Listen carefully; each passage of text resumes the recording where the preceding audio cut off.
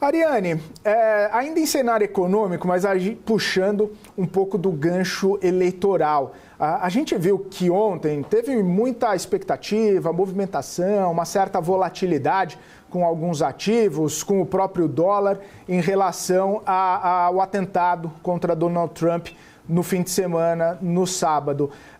Especulações, né, sobre o Trump ter ganhado mais popularidade, mais possibilidade de conquistar a Casa Branca, e aí as projeções em relação às suas políticas internas, geopolíticas, políticas externas, protecionismo, enfim, uma série de questões ali adjacentes à chegada de Trump efetivamente à Casa Branca.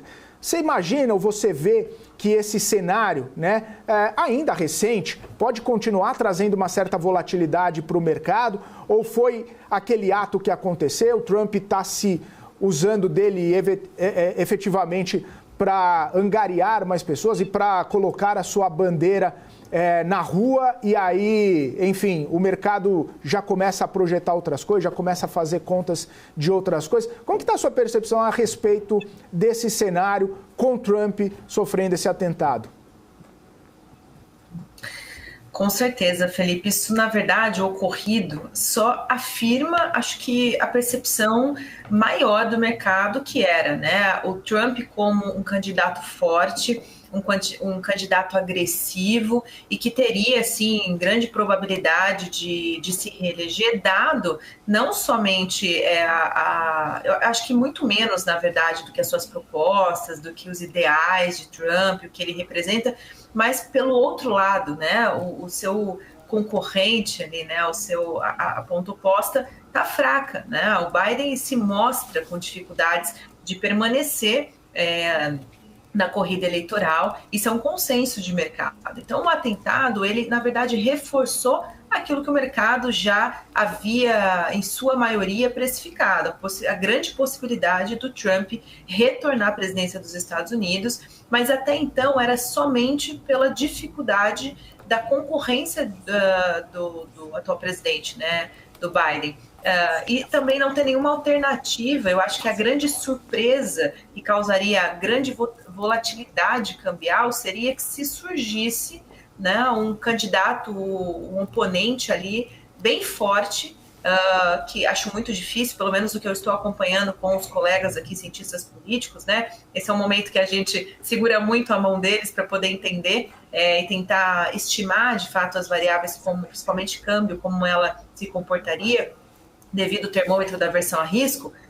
Mas o que a gente viu foi, né, no outro dia, na verdade, na segunda-feira, né, a corrida aconteceu no sábado, na segunda-feira, logo pelo início da manhã, no mercado futuro, o dólar já estava se apreciando. Depois, na abertura, ele caiu, né? E, teoricamente, é o que a gente espera quando você tem um ruído político, né, dessa magnitude. Imagina se fosse no mercado emergente, se fosse aqui, o quanto o real perderia valor frente a não só as principais moedas, mas os seus pares, né? Então, na teoria, a gente esperava que, de fato, o dólar apresentaria, e realmente apresentou na abertura, né? Assim, no mercado à vista, o mercado o dólar veio para baixo. No entanto, o grande ponto de ontem era a fala do Powell, né? Ele que ditou o tom, e após a fala dele, o dólar acabou ficando mais forte, dado esse tom de confiança que a gente discutiu aqui, né? Mas só no âmbito político, eu acho que só reforçou aquilo que o mercado espera quando você tem variáveis vindo para o que o mercado espera, seja ela política, econômica, você tem menos volatilidade, né? E a variável consegue seguir o seu caminho conjuntural, colocando ali o seu resultado de tendência de curto prazo, como a gente estava avaliando o dia, né?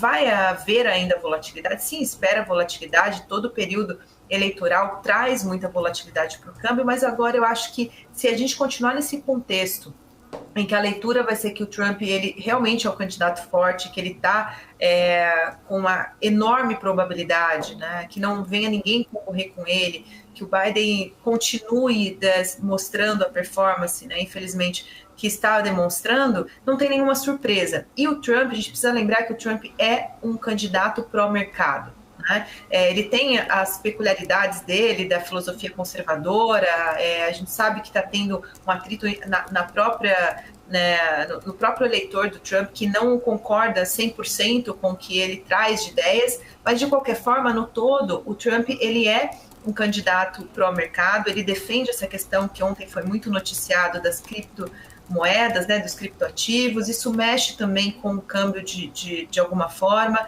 dado que criptoativos é um ativo mais volátil, né? É um ativo variável, e isso foi muito noticiado e também tem um grande impacto. Ou seja, só reforçou que agora talvez a candidatura, né, a corrida presidencial dos Estados Unidos fique flat, e saindo isso da conta, o dólar foi buscar o sentido dele, que foi a agenda macroeconômica, a conjuntura econômica, e veio o Powell e determinou o que seria o fechamento da moeda. E hoje a gente também está vendo esse mesmo ciclo, que é pouca surpresa, né, nas questões políticas. A gente tem hoje também as questões setoriais, né, os balanços saindo aí, que também vai dar um pouco de tom em relação à percepção dos investidores, mas somado, obviamente, ainda esse sentimento mais brando de uma economia quase que estável no curto prazo para os Estados Unidos, Felipe. Ariane, queria vir aqui